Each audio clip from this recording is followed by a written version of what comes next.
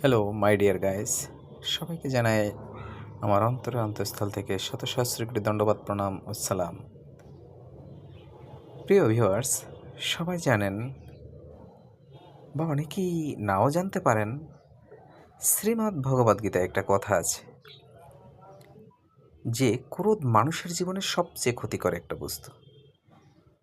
এই ক্রোধের জন্যই আমাদের যত সমস্যা, যত প্রবলেম ক্রিয়েট হয়, এই শুধুমাত্র ক্রোধ।